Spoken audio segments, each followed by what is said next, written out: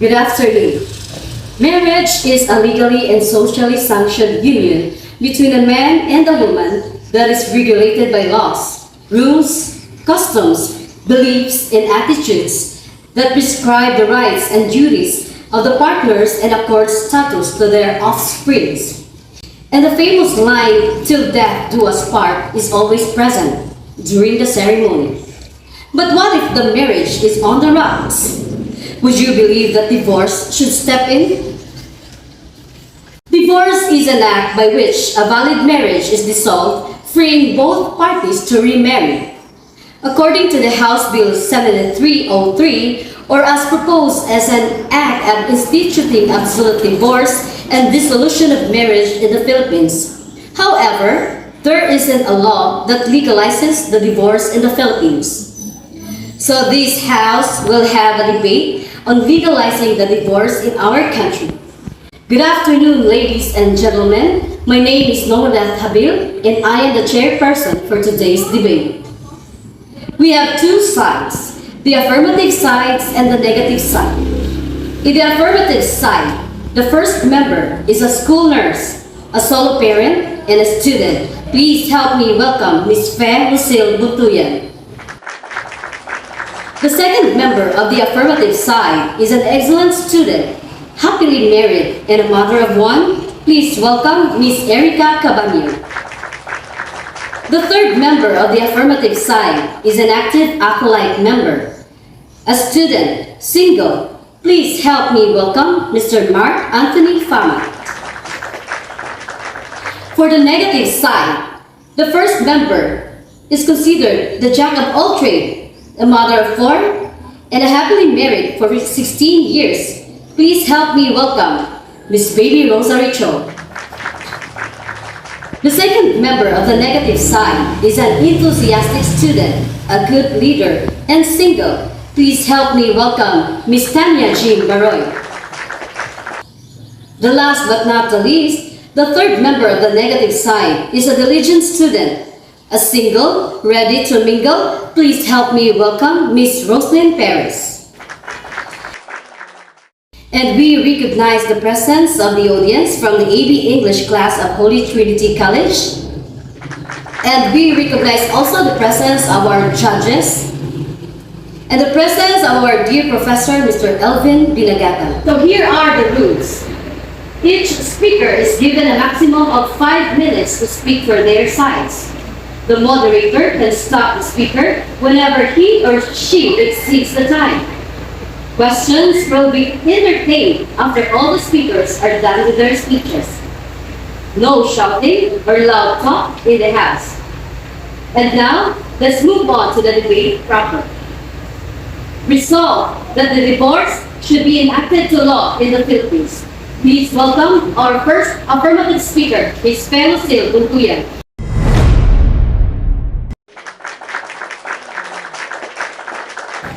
Good afternoon, honorable judges, speakers, fellow debaters. I am Fe Lucille Butuyan, representing the affirmative side.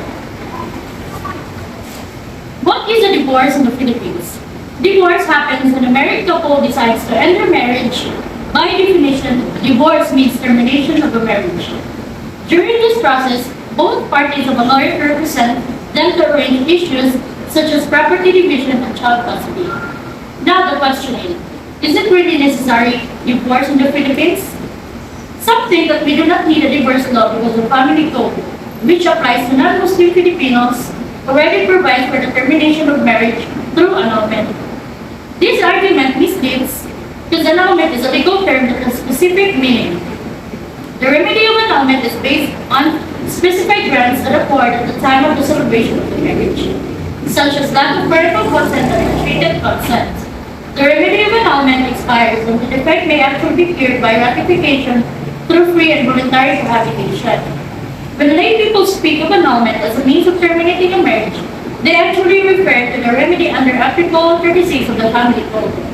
Article 36 declares that a marriage is void from the beginning when one or both spouses are psychologically incapacitated to perform their essential marital obligations.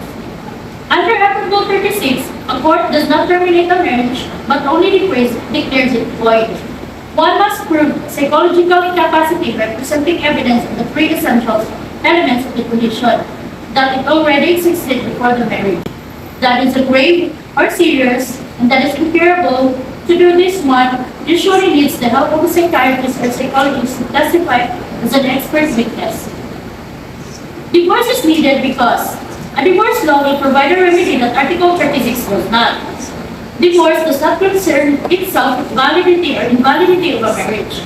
It terminates a marriage based on the ground that occurred during the marriage, which makes the marital relationship no longer tenable regardless of the spouse's psychological constitution. A divorce law will provide a straightforward remedy to a marital failure.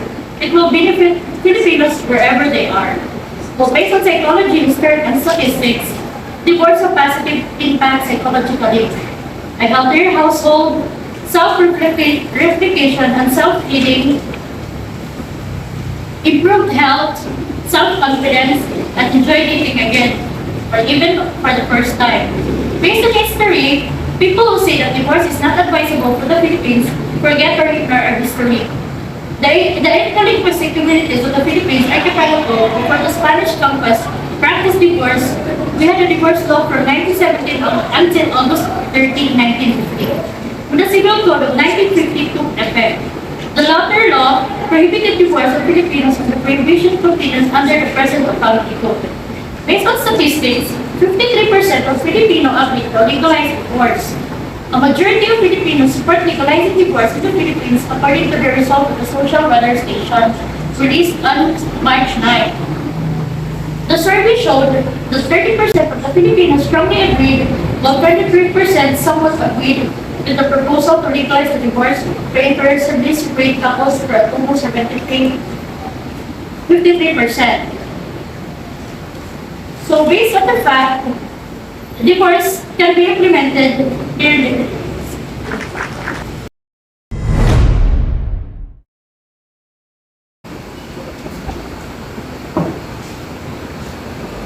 Honorable judges, worthy opponents of the affirmative side, ladies and gentlemen, good afternoon. I am Lady Rosary Cho, the first speaker of the negative side.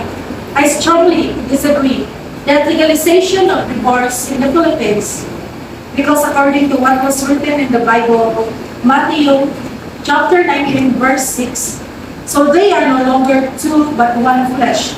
Therefore, what God has joined together, let no one separate.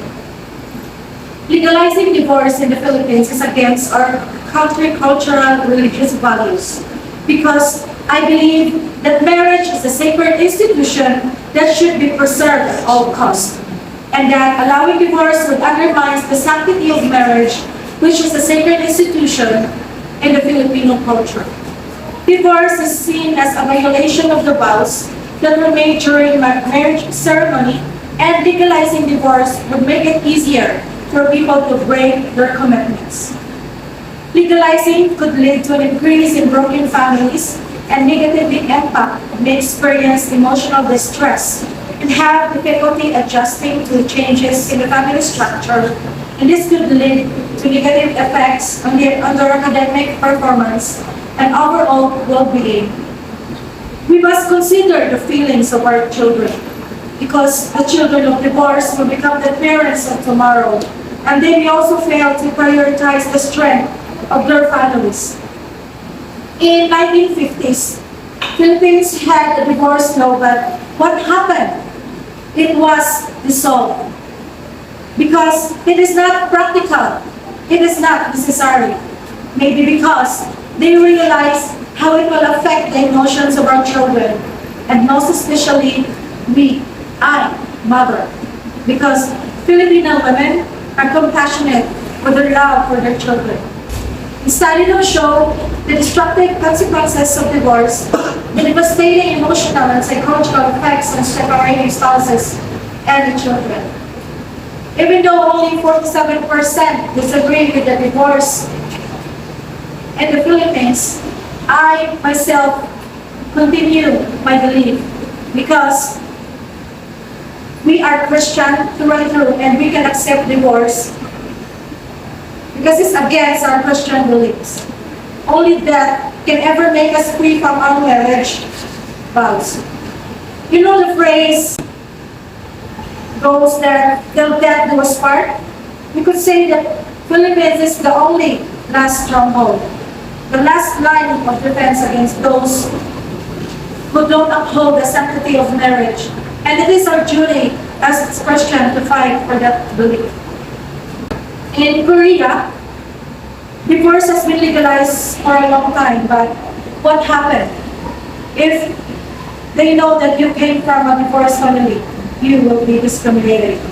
That's why I strongly disagree with the legalization of divorce in the Philippines, because the future of my children is important for me as a mother. Thank you.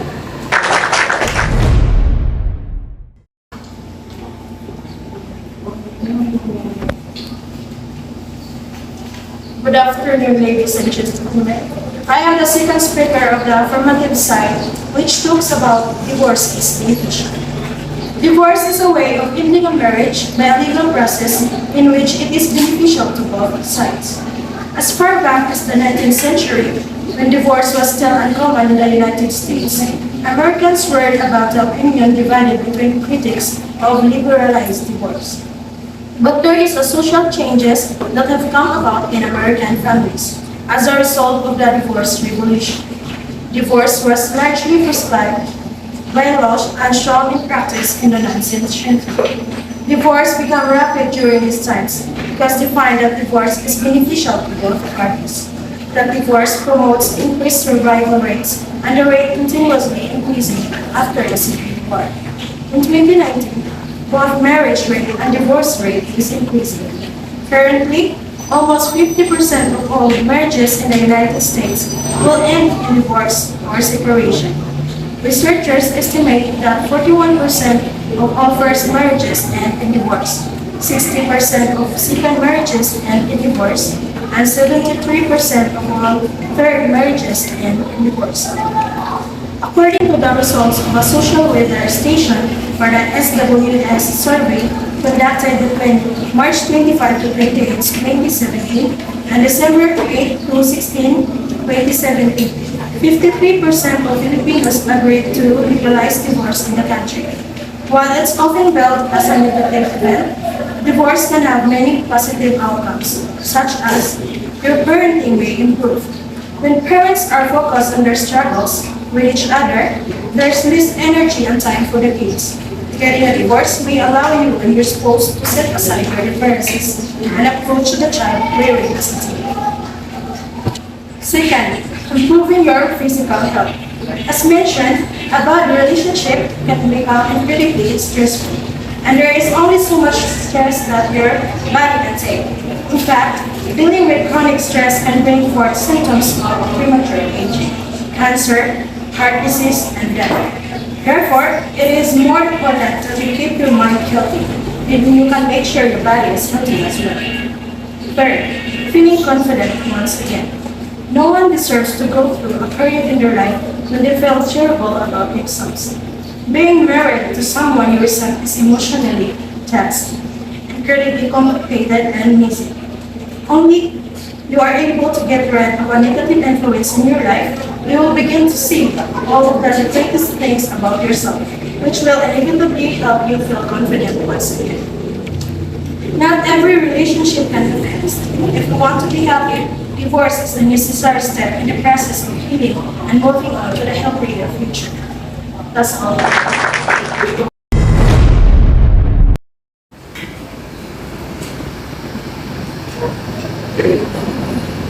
Good afternoon, everyone.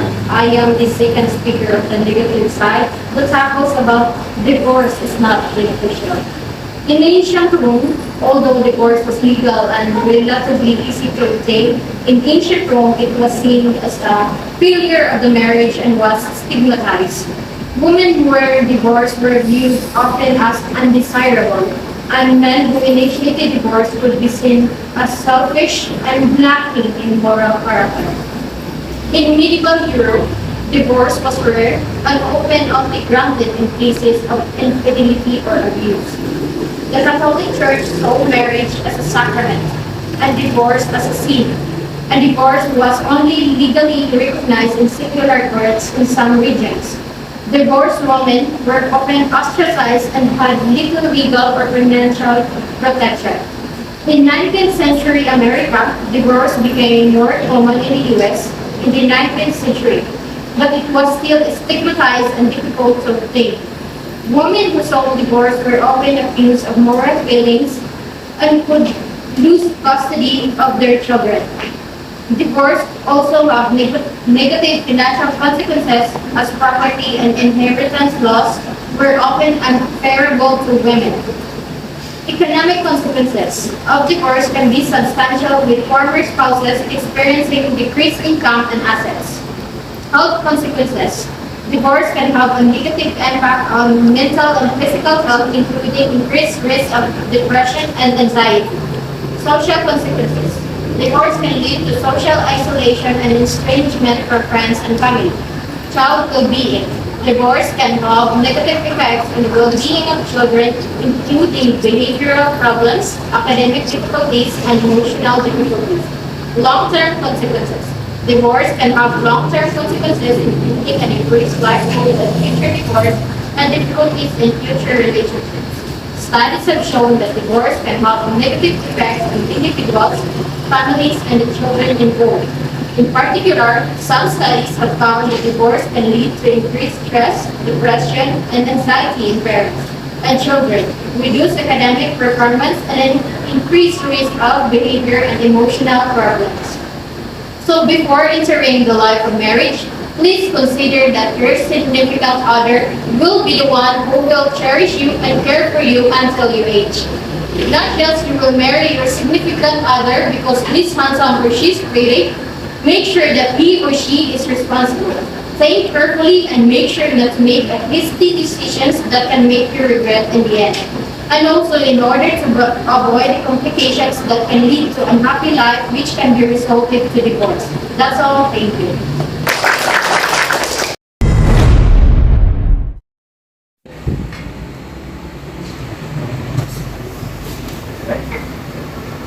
Good afternoon, fellow debaters and audience members. Third speaker of the affirmative side about divorce is Practica. Today, we gather to discuss a topic that is often negative. But let's take a moment to consider the positive aspects of divorce. Divorce, while often associated with challenges, it can also have a positive implications for individuals, families, and society as a whole. Let's examine the psychological, historical, and statistical perspectives that shed light on the positive side of divorce. First and foremost, divorce can have a positive psychological effects. When a marriage is no longer fulfilling or healthy, divorce can provide an opportunity for individuals to break free from toxic or abusive relationships and create a better, healthier future for themselves. Divorce can empower individuals to prioritize their mental health and well-being and take steps towards personal growth and self-improvement. It can also foster resilience and promote emotional healing, allowing individuals to move forward and building fulfilling lives after the dissolution of their marriage.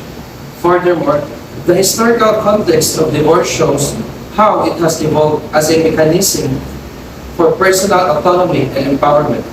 In the past, individuals, particularly women, may have been trapped in unhappy or unhealthy marriages due to social, economic, or legal constraints.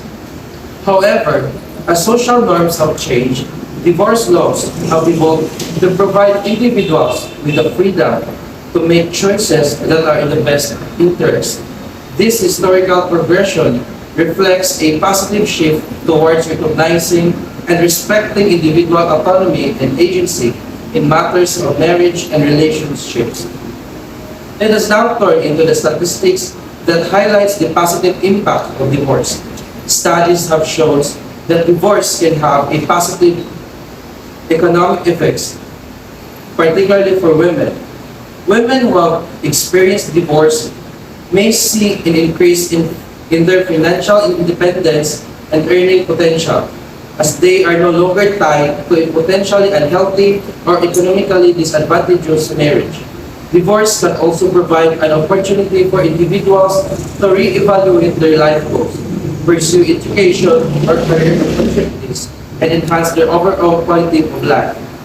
Additionally, divorce can have a positive effects on children when handled in healthy and supportive manner. While divorce can be challenging for children initially, research has shown that children that thrive after divorce when provided with positive co-parenting, emotional support, and stability. Children can develop resilience, adaptability, and healthy coping skills as they navigate the changes in their family structures and may also benefit from seeing their parents model healthy relationships post-divorce. In conclusion, while divorce is often perceived negatively, it is important to recognize that it can also have a positive implications. It can empower individuals to prioritize their well-being, promote personal growth, and foster positive change. It reflects the evolution of societal norms towards individual autonomy and agency. It can also have a positive economic and emotional effects when handled in a healthy manner. As we discuss this topic, let's remember to approach it with nuance, empathy, and recognition with the multifaceted aspects of divorce. That's all for the practical side. Thank you.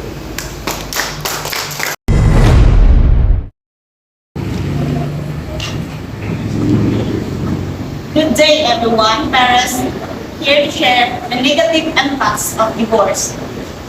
Based on my readings, divorce is a widely spread phenomenon around the world. That this is remarkably impacting the society.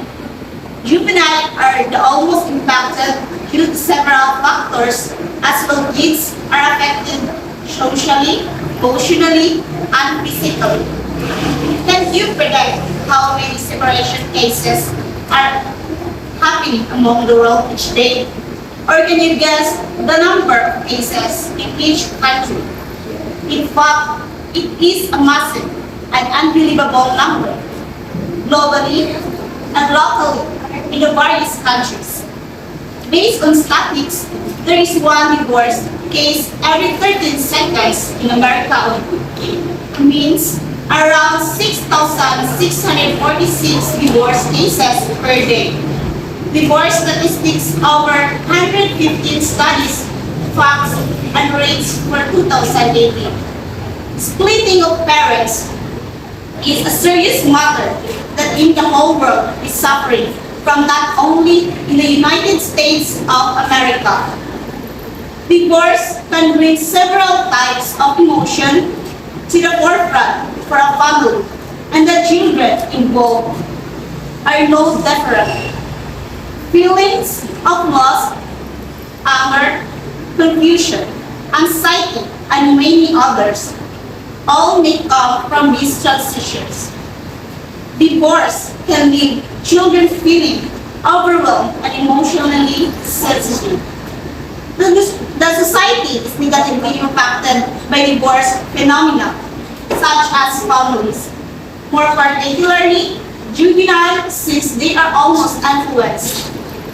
It affects them emotional-wise, besides the social impact, which covers the academic achievements, relationships, and abuse acts. Separation impacts the physical behavior of juvenile as well. Divorce is ethically wrong, since promises produce moral obligation. The obligation from marital promises make it morally wrong to seek the unilateral divorce in many cases. Since divorce is a widespread phenomenon, people tend to have different opinions regarding it. Some people believe that divorce is a good solution for their issues, while others think that it is a real problem itself. Myself, I think divorce will be either good or bad based on the couple's situation and circumstances. But in all cases, I see that divorce is highly affecting juveniles, especially younger ones. So parents must fully understand what is beyond divorce and be aware of their juveniles' feelings and future. Divorce will be acceptable if parents are willing to take the full responsibility of their juvenile and take care of them. Due to the wide spreading of divorce, I believe that marriage should be restricted by rules and policies. For example, a specific stage should be set by government to approve the marriage. In other words, young adults or teenagers should be provided for marriage because of their responsibility and immaturity. Moreover, I believe that some sort of maturity test should be conducted before approving the marriage. These procedures are to avoid divorce to protect juveniles from its downsides. That's all. Thank you.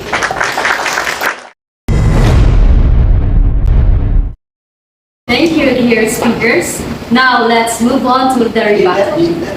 Anyone from the audience who would like to ask their question? Okay, Mr. Lavares. This question for Ms. William.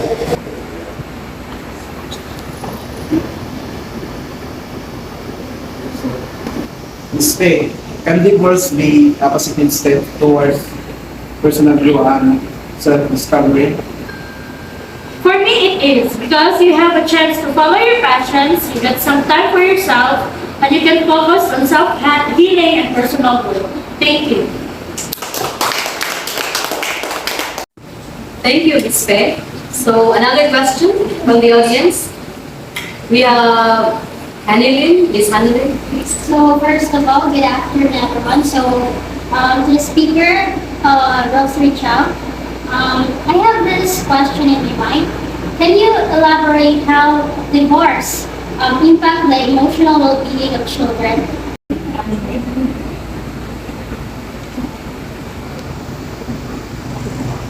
Divorce can have a significant impact on the emotional well-being of children, and the effects can vary depending on child's age, personality, and the circumstances of the divorce. And some ways are the emotional distress, behavioral changes, loyalty conflicts, loss of stability, and long-term effects. Thank you.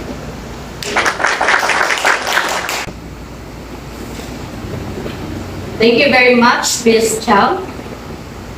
And can we have another question, please, from the audience? Okay, Mr. Hipolito Lara.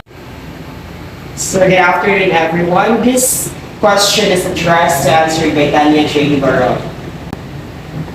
How can divorce help individuals escape from toxic or abusive relationship? No, divorce can't help individuals escape from abusive or toxic relationship because you are greatly committed in a marriage and it is not a guarantee that it will solve all problems or immediately end the abuse. That's all. Very well said, Ms. Tanya Jean Baroy. Okay, another question from the audience, please. Mr. John. Good afternoon once again. May I call on Erica Cabanyog to answer this question?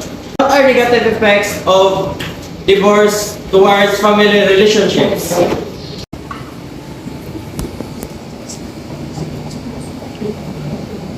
One of the prominent negative effects of divorce towards family relationships, especially children, is emotionally sensitive. However, divorce can be a brighter step.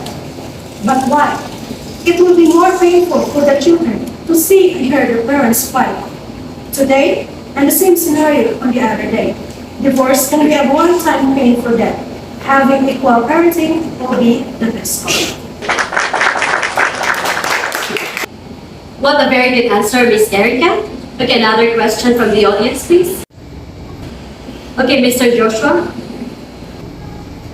This question is for Ms. Roslyn Perez. Does divorce provide an opportunity for individuals to start over and build a new fulfilling life?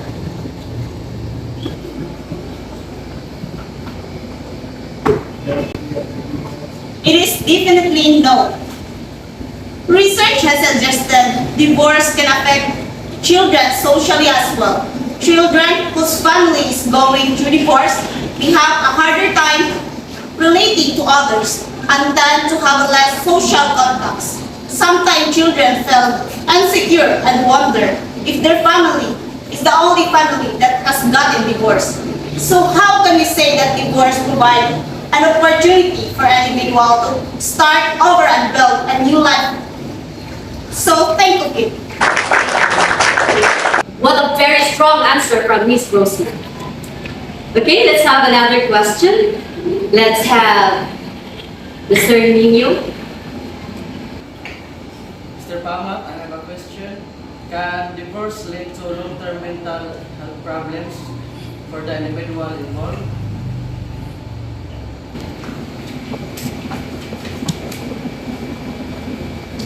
Okay, Mr. Lugaluga, it's a no for me. Because not everyone who goes through a divorce will experience a long-term mental health problems. Many individuals are able to cope effectively and adapt to their new circumstances, like seeking support from trusted friends, family, or mental health professionals that can be helpful in managing the emotional challenges of divorce and promoting a mental health well-being. Thank you. That was a very good answer, Mr. Mark. Another question, please. Okay, let's have Mr. Mark Gregory. Good afternoon, everyone. This question is for Ms. Lucelle Puntoyan.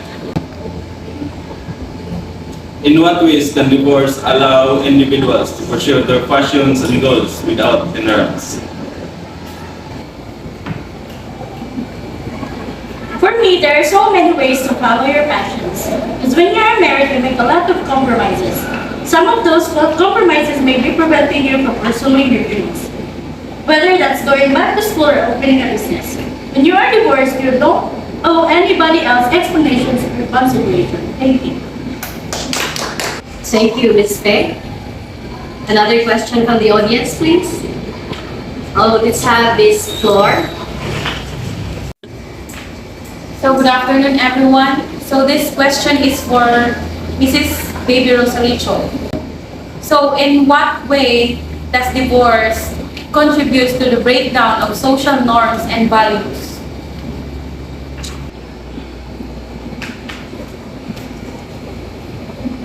It can diminish the importance of marriage, which marriage is no longer a lifelong commitment and can be easily dissolved. Erosion of the family values, which can lead to the erosion of traditional family values such as loyalty, commitment, and responsibility.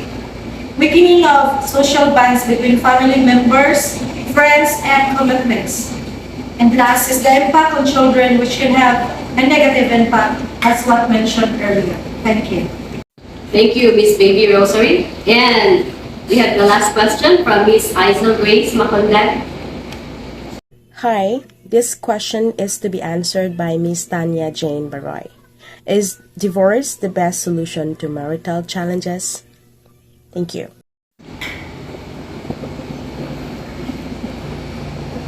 It is not a solution because the problems after the divorce do not disappear. In fact, there is a good chance that the divorce will create even bigger problems.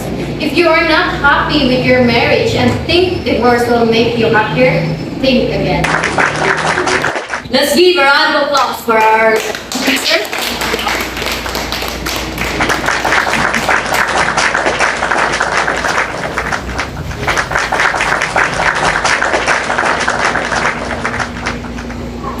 I would like to express my sincere thanks to the debaters, as well as the audience of today's debate.